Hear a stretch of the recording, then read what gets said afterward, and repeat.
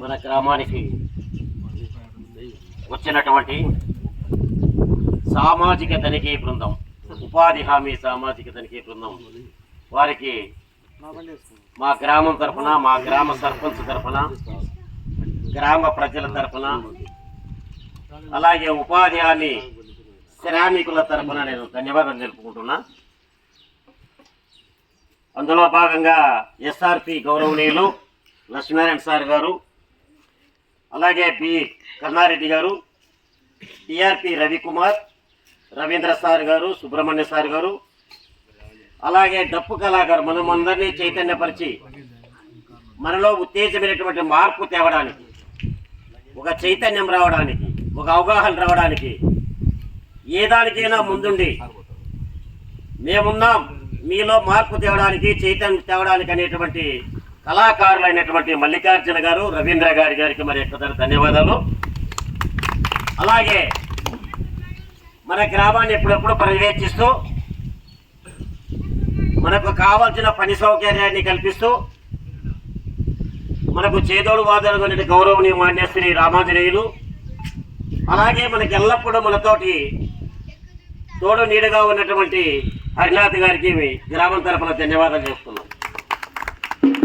మన ఈనాడు ముఖ్య ఉద్దేశం, రాష్ట్ర ప్రభుత్వము నన్ను కూడా మాన్యులు రాష్ట్ర ఉప ముఖ్యమంత్రి గౌరవనీయులు పవన్ కళ్యాణ్ సార్ గారు కూడా నన్ను విజయవాడ పిల్లంపి ప్రత్యేకంగా మన జిల్లా తరఫున నన్ను ఒక్కనే మాట్లాడించి నాకు సన్మానం కూడా చేయడం జరిగింది. ఆయనకు మరొకసారి ధన్యవాదాలు.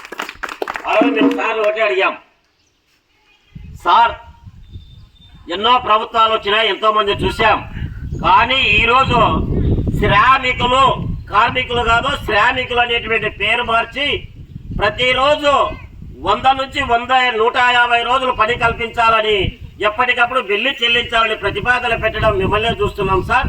ఈ యొక్క మా యొక్క శ్రామికులు కూలీల యొక్క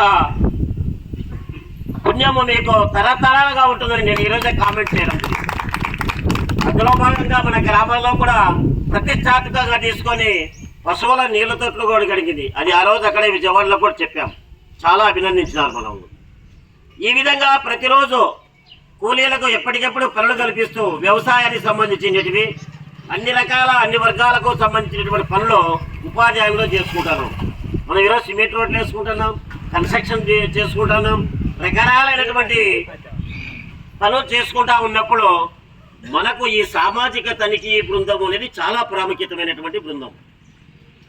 ఏ విధంగా అంటే ఎప్పటికప్పుడు పర్యవేక్షిస్తూ మనమును గౌరవంగా చూసుకుంటూ ఆ యొక్క కార్యక్రమాలని మనములో ఉత్తేజపరుస్తూ, ఇంకా మీకు ఏమైనా అవైలబిలిటీ ఉంటే మనకు